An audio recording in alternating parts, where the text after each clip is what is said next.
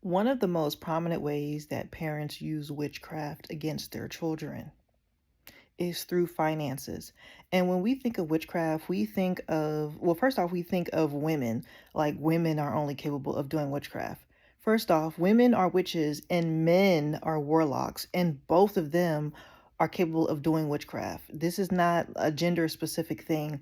Men and women engage in it, and people from all walks of life engage in it, and you need to be aware of it. So, again, one of the most prominent ways that a lot of parents engage in witchcraft is through finances. And the thing is when we think of witchcraft, we think of people running around a pot, saying, you know, chanting and boiling concoctions together and stuff like that.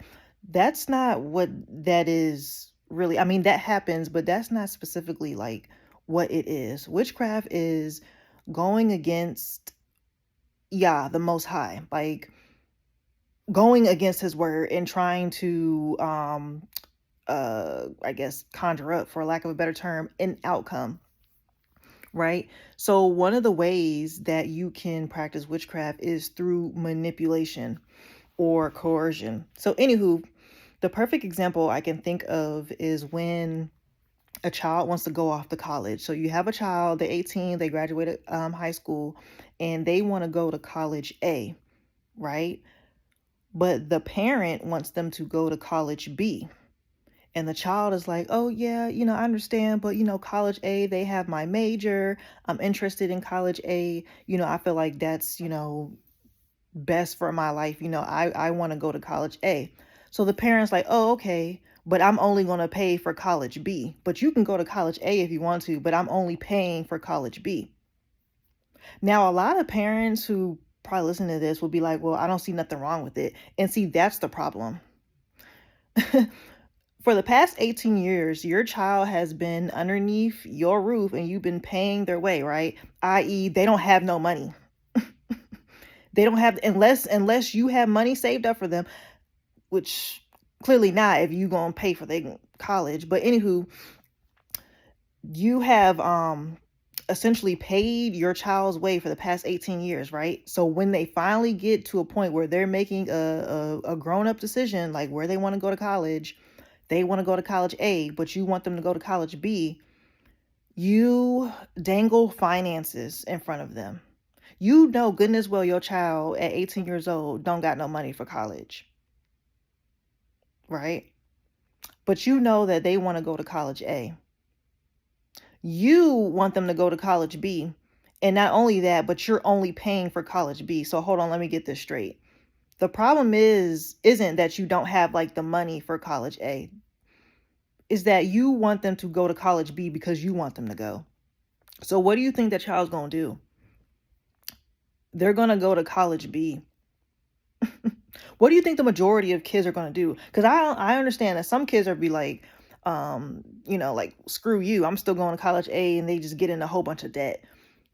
But what do you think the majority of kids are going to choose? They're going to choose college B. They're going to choose the college that you want them to go to. Why? Because of financial reasons. Oh, I really want to go to college A, but my parents not paying for it. So I'll go to college B because they're going to pay for it. So guess what you get as a parent? You get what you want. Mind you, it's not your life. It's not your life. Oh, well, it's not my life, but it's my money. Again, manipulation, coercion, control, i.e. witchcraft.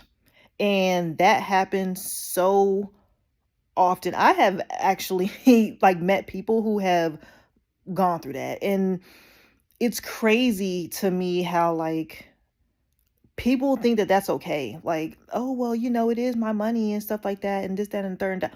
If you really cared about your child, you would allow them, you would say, hey, I have this set of money, set aside for college. What college do you want to go to? You want to go there? Oh, well, I want you to go to college B. But if you want to go to college A, okay, cool. Here's the money to go to college A.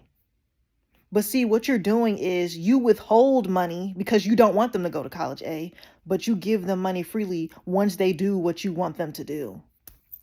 So guess what they do? They go to college B. They change the trajectory of their life. And then they go to college B. And if they're not successful at college B, then you blame them. Make it make sense. That is witchcraft. And that's only one example. But I wanted to give that example because a lot of people will sit here and think that that's normal. That's not normal. That's manipulation. That is witchcraft. And a lot of parents operate like that and they think that it's okay. It's not, because you are forcing your will onto your children and you're using finances. And the sad part is, you know, your child doesn't have money. You know, they don't have money, but you want them to do what you want them to do. You know, you want to know what's crazy? Slave masters did the exact same thing. And that same spirit that slave masters had, oh, y'all got freedom, but y'all don't got no money and y'all don't got no land. So here, you know, if you need some money, come work for me again. Still sharecropping. Slave masters did the same thing. That same spirit that slave masters had, a lot of parents, especially in my community, a lot of parents have that same spirit, the spirit of control, that spirit of domination, witchcraft, rebellion. What if God was telling your child to go to college A? But here you are trying to play God in your child's life and you want them to go to college B. And not only that, but you're withholding funds from them going to the college that they want to go to. But yet it was God's will for them to go to college A. Now you're playing God in your child's life and you are setting yourself up as an enemy against God, because now you're impeding what God wants for your child. You become a stumbling block. Don't be that person. There needs to be a lot of unlearning that needs to be done in our community. In general, period, but especially in our community, a lot of unlearning, because one thing that I've noticed is that the spirit of massa runs rampant in a lot of parents. I feel like my generation is pulling back from that, like millennials and stuff like that, but definitely the older generation, for some reason, they rah, you know, black power and all this stuff, but y'all operate mentally like massa still. Make it make sense. But I just wanted to give that as an example and to highlight that that is a serious issue. And it needs to be, excuse me, my stomach is growling now. That is a serious issue and it needs to be addressed in our community.